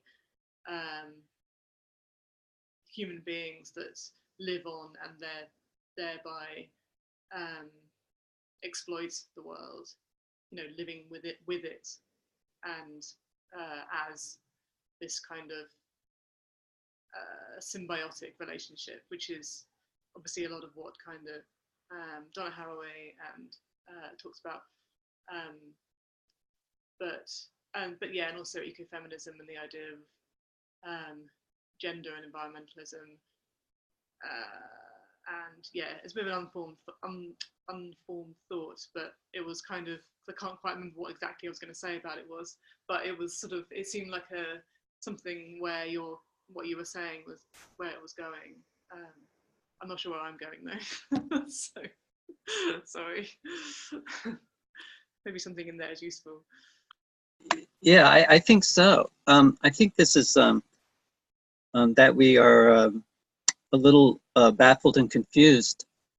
I think is a healthy sign of we're really getting into the weave of the Batesonian kind of world, because I think they celebrate that and don't shy away from it, or don't try to endorse a premature cognitive commitment to anything. yet it also is a kind of frustration if you're a kind of person like me who's like, let's get to the point here. So I can get my takeaway and give myself a gold star because of the very competitive kind of training I got in the culture that, you know, I'm trying to change. So I think the tacit knowledge, that hidden knowledge, that liminal stuff that we draw upon and not aware of, if we can become a little more sensitive to it and tune into that incongruence, this feels kind of weird. I think that we can start to reconstruct, you know, what's clearly a very dangerous situation that we're in. And we can start making new kinds of alliances, new kinds of relationships, new kinds of subjectivities. And I think ecofeminism is bringing that forward. And new kinds of metaphysics. I don't think the age of metaphysics is over. I don't think we're anywhere near a post-metaphysical age. And I'm encouraged by, I know Donna Haraway was talking about how do we interrupt these hero narratives so that the hero has to go out and save the world and usually sacrifice himself in order to pull that off. And how can we interrupt that narrative even though we don't know what other narratives will emerge?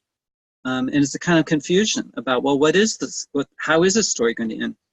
But I just want to add a new political figure in the US is recently elected Representative Alexandra Octavia Cortez. What a beautiful name. It's a mouthful though. But she's a person of color and she's very beautiful, very glamorous, extremely smart, and she can handle these old white guys. They're freaked out by her. She triggers them. It's sort of almost like they have this this tacit knowledge that they have of you know, institutionalized sexism, you know, and racism and homophobia. Even though intellectually they know that's a bias, they still have a gut response to a very attractive young woman being that smart. You know? And they're really pitching a fit. But I think this may be, and this is my total speculation on my part, that this may be another kind of, not a hero's journey or a heroine's journey. I mean, many women in our popular culture can take on a heroic stance. That's been around for quite a while. But I think something that isn't, can we be heroic without being tragic? Can we be heroic and find a balance, come back and integrate our differences together?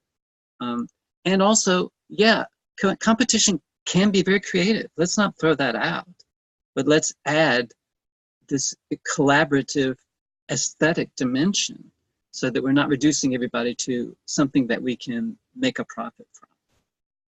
And I think enough people have seen the old world is starting to crumble in very dramatic ways that we're open perhaps to doubt in ways we've never been before, that we're right about everything. So anyway, thank you for that.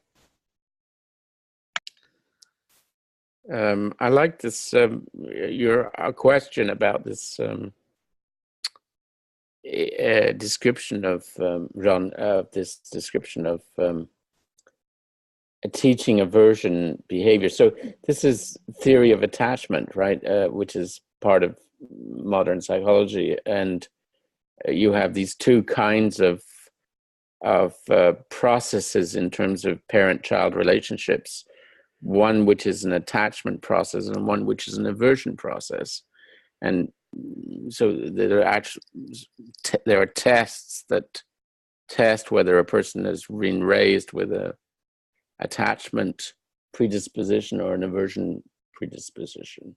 Because I did one of these tests. I was involved in the process for adopting a child at one point, and it was a requirement that I fill out one of these tests to evaluate whether or not I had issues with attachment, right? So, I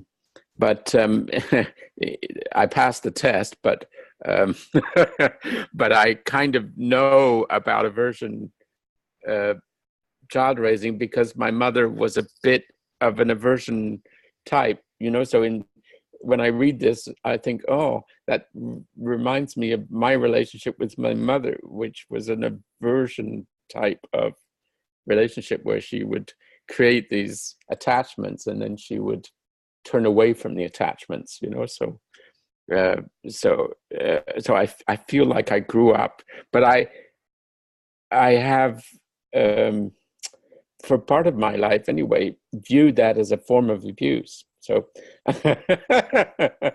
and certainly the sort of typical aversion technique of parent-child relationship is considered a form of abuse. So in a way, Bateson is describing a situation that in the West we would call abuse, right? And that he's saying it seems to be the way the Balinese society is constructed. So it does have this thing of making us perhaps rethink some of the ways that we normalize relationships, right? So in the West, as opposed to, or in the ambient culture, because the West is in some sense worldwide, right? So it's almost the ambient culture, although there are other influences going on there. Yeah. So that's kind of interesting. So I'm not sure what that does ultimately, but it's kind of an interesting question to deal with.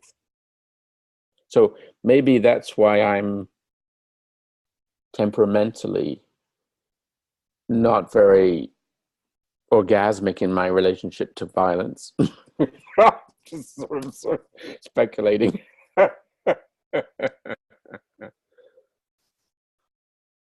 I'm not very masculine that way.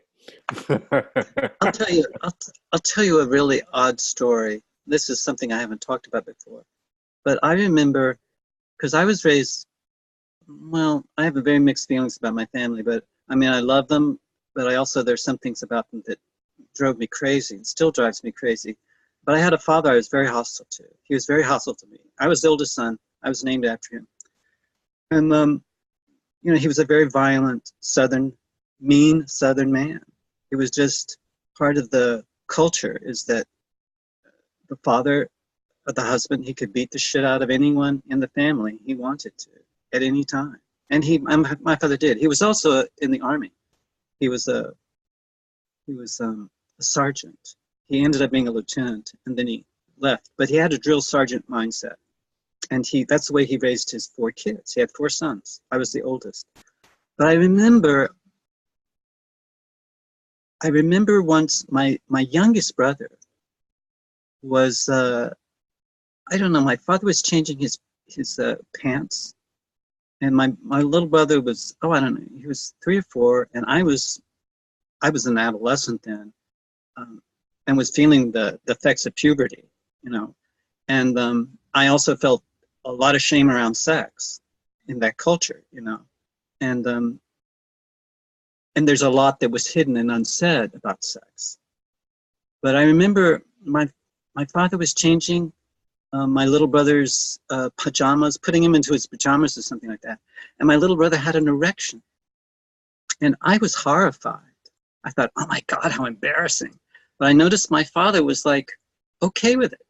He didn't have any kind of judgment about it at all. And he was quite gentle as he, got my little brother into his pajamas. But I'm remembering that now as a kind of strong nonverbal, that even though my father was in many ways a very violent and belligerent man, certainly in his politics and certainly his language was extremely harsh, he had moments where I think he conveyed something to me in a kind of liminal zone, a nonverbal, that this is just a normal aspect. Sex is just a normal aspect of biology and your life, and it's no big deal. So I'm just sharing that with you because I think this was sort of triggered as I read this this text, and how you know, how boys are socialized by both their mothers and their fathers.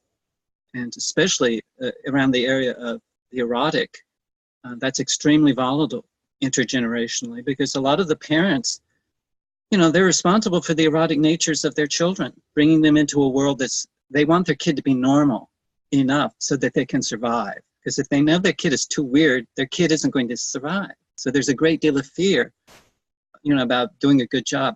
But often those parents themselves, their sexuality is not fixed or stable. You know? So they're trying to put trying to create a false impression.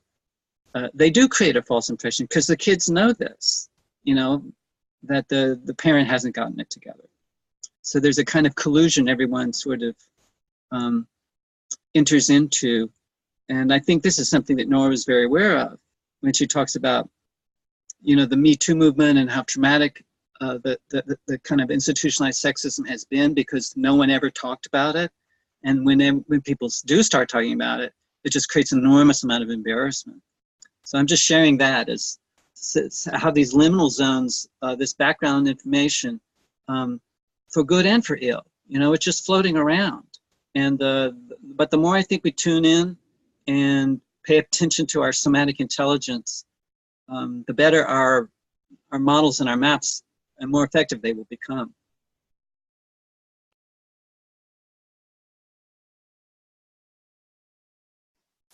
We're coming to the top of the hour, or the bottom of the hour, as the case may be. I think it's the bottom of the hour, but it comes to the same thing. John, you've referred several times to this sense-making versus meaning-making, and I've tried to find the source of that. It doesn't seem to be in the article on liminal leadership, which is where I assumed it was at first. Unfortunately, I heard it in an interview that she conducted on YouTube, YouTube video, which was taken down. I posted it on our forum, but evidently it's been taken down. I don't know why. I'd love to contact Nora and ask her if we could use it for our group, because it's a very informal kind of conversation she's having. And I think she says a lot of things that, like what I just told you about the difference between sense making and the difference between sense making and meaning making. Yeah. And her valuing sense making, and her use of the metaphor of the frog in the hot water in the pot as the heat goes up, and the frog, because it's in an artificial environment, that sensory acuity is gone and it boils to death when it could easily have popped out of the pot. And she refers to that. That rings a bell, but I don't know whether. But anyway, I'll see if we can find something about, because I'd like to read the original or listen to the original. I don't think it's in it. I've read this book about a year ago. I'm rereading it now. I think it's sort of the spirit of this book. It's let's make sense. And I think it's sort of like the meta message of this book. I don't know where, maybe I will find out where she exactly addresses this. But in the interview, she is very clear about this ambiguity between sense making and meaning making, and how we're making. There's a article that I think I posted at one point, trying to find the video that Johnny posted, which was put down. So I researched liminal leadership. So I'll post an article, but it mentions sense making a few times. I don't think she explicitly defines it like Johnny's saying in the book. It's just making. I read the article on liminal leadership, but I didn't see this particular item in there. So right, and she does mention it in one of her talks. With as I was driving this week to and from work, I listened to a few of her talks to kind of get a feel for who she was, to step into character maybe. But there was some point she explicitly mentions what she's talking about, which I can't do it justice right now. But okay. So I'm sure if you search around for it, you can find it. Yeah, and that's why I was inspired to do that little sensory exercise that we did a few sessions back, where we imagined touching an object and then actually touch the object, and then doing it with another object, and then doing a comparative well, where is that difference? Where is that relationship? It's not in the objects.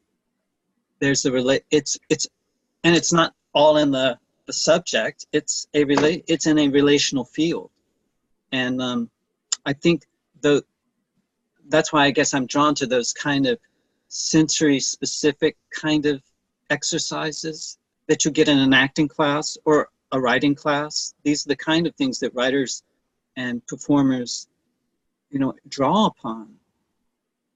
That kind of sensory acuity, and musicians as well. So I think this is where the arts are very, very important. And unfortunately, they're cutting arts programs all over the place and pushing math and science. Whereas the kind of math and kind of science you're going to get, I think, is the kind of science that's very deficient that we have right now, which is creating enormous pollution and violence everywhere. And the other comment I had, Lucy, you've agreed to lead next week's meeting, and I'm wondering, I don't want to load up too much onto you, but you mentioned ecofeminism, and it sounds like you have some interesting things perhaps to say about that. So I'm wondering if you couldn't weave in a little bit about ecofeminism into that discussion as well. I think it would be useful. Yeah. I was thinking, I haven't actually read the text yet, but I was thinking of sort of combining the two things anyway. Good. So, because there's some things I want to sort of think more in a more directed way about in relation to this, in relation to my own research. So yeah, that'd be good. Great, thank you. So final thoughts perhaps today? I think we broke all the rules on how to have a conversation with this one. It was all over the place. So we did it justice. I'm proud of this. Oh, and thanks for the bit of theater at the beginning of our conversation, Lucy and Doug. I really enjoyed your performance. Thank you. It was fun. I'm certainly not an actor, but I enjoyed doing it. So yeah, thank you, Doug, for the No, it's good. Thank you for a nice session. I enjoyed it. Good. See you all next week then. Have a great week. Bye, everyone.